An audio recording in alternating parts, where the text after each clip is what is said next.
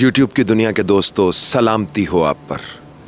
कहते हैं कि माँ के हाथ के पके हुए खाने का जायका कभी नहीं भूलता, चाहे आसमान से मनोसलवा ही उतर कर आ जाए। दोस्तों, आज की कहानी आपको ज़िंदगी का एक ऐसा सबक देगी जो ना सिर्फ माँ की मोहब्बत बल्कि दीगर रिश्तों के एहसास को समझने में भी मददगार होगी। नई नवेली दुल्हन ब्याह कर अपने शौहर के घर आई तो उसने जल्द ही अपने सुघड़पन और आला अखलाक की बदौलत अपने शौहर के दिल में ख़ास मुकाम बना लिया। वो आला तालीम याफ्ता, सलीकामंद और खिदमत गुजार भी थी और यूं जल्द ही उसने घर की तमाम जिम्मेदारियों को अपने सर पर उठा लिया। शादी के बाद जब पहली बार उसने अपने शौहर के लिए खाना बनाया तो वो इतना लजीज और मज़ेदार था कि उसका शौहर अपनी उंगलियां चाटता रह गया।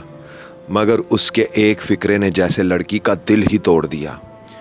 मियाँ ने खाना खाने के बाद कहा, तुमने बहुत मज़ेदार खाना बनाया, मगर ये उतना मज़ेदार नहीं जितना मेरी माँ बनाया करती थी। फिर तो ये तकरीबन हमेशा का मामूल ही बन गया। बीवी हर रोज़ जो भी पकाती शौहर दिल खोल कर तारीफ़ करता, मगर फिर वही एक जुमला बोलकर उसका दिल तोड़ देता और कहता, आज तो तुमने बहुत ही शानदार और मज़ेदार खाना बनाया है, मगर फिर भी इसमें वो बात नहीं जो मेरी माँ के हाथ में हुआ करती थी। माँ के हाथ का जायका ही कुछ और था। यूं उस लड़की ने अंदर ही अंदर एक मरी हुई औरत से मुकाबला शुरू कर दिया। वो मुंह से तो कुछ ना कहती, मगर हर वक्त उसकी कोशिश होती कि कभी तो उसका शौहर कह दे कि आज तो तुमने मेरी माँ से भी ज़्यादा मज़ेदार खाना बनाया है। मगर वो दिन कभी ना आ सका। जल्द ही खुदा ने उन्हें एक बेटे की नेमत से सरफराज कर दिया। दोनों मियाँ बीवी बहुत खुश थे। जो भी मेहमान उनके घर आता वो लड़की के सुघड़पन, महारत और आला अखलाक की दिल खोल कर तारीफ़ करता। सबको उसके हाथ का खाना बहुत पसंद था, मगर उसके शौहर के वही पुराने जुमले हमेशा उसके दिल में कसक बन कर चुभते रहते। कुछ अरसे बाद उनका बच्चा कुछ बड़ा हुआ तो उन्होंने उसे स्कूल दाखिल करवा दिया। ज़िंदगी हंसी खुशी गुजर रही थी। लड़की को अपने शौहर से बस एक ही गिला था कि उसने कभी भी उसके बनाए हुए खाने को अपनी माँ से बेहतर करार नहीं दिया। मगर उसने कभी भी अपने शौहर से ये गिला ना किया और अंदर ही अंदर मन ही मन में इस सवाल का जवाब तलाश करने की कोशिश करती रहती। और दोस्तों, आखिरकार एक दिन उसे उसके इस सवाल का जवाब मिल गया। उस दिन उसका बेटा स्कूल जा रहा था और माँ की तबीयत कुछ ख़राब थी, इसलिए लंच बॉक्स देने की बजाय उसने बेटे को कुछ पैसे दिए और कहा, बेटा स्कूल की कैंटीन से कुछ ख़रीद कर खा लेना। छुट्टी के बाद जब बेटा घर आया तो माँ ने उससे पूछा, बेटा आज लंच में क्या खाया था?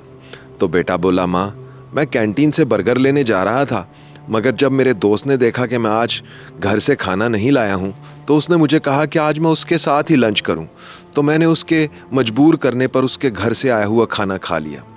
माँ ने पूछा, उसके घर से क्या पक कर आया था? तो बेटे ने बताया, उसके घर से मेरी पसंदीदा सब्ज़ी भिंडी गोश्त बनकर आया था। माँ ने बेटे से पूछा, खाना कैसा बना था? क्या मज़ेदार था? तो बेटे ने जवाब दिया, खाना तो मज़ेदार था, मगर उसमें वो जायका नहीं था जो आपके हाथ से बने हुए भिंडी गोश्त में होता है। बेटे की ये बात सुनकर माँ की आंखों में आंसू आ गए। उसे उसके उस सवाल का जवाब मिल चुका था जिसने हमेशा उसे एक मरी हुई औरत से मुकाबला करने पर मजबूर किया। मगर आज उसे ये राज समझ आ चुका था। उसे ये पता चल चुका था कि दुनिया की हर माँ जब अपने बच्चों के लिए खाना बनाती है तो उस खाने में सिर्फ उसके हाथ का जायका ही शामिल नहीं होता, बल्कि उसकी ममता के प्यार और चाहत का जायका भी शामिल होता है। इसीलिए क्या खूब कहा है किसी ने कि अपनी माँ के हाथ के पके हुए खाने का जायका कभी नहीं भूलता, चाहे आसमान से मनोसलवा ही उतर कर क्यों ना आ जाए। आवाज़ और तस्वीर की दुनिया के दोस्तों, इस कहानी ने अगर आपके दिल पर दस्तक दी है तो आप अपने ख्यालात और जज्बात का इजहार लिख कर सकते हैं। माँ तो बस माँ होती है दोस्तों, और माँ जैसा कोई नहीं होता। उस जैसा प्यार कोई नहीं कर सकता और उस जैसा खाना भी कोई नहीं बना सकता।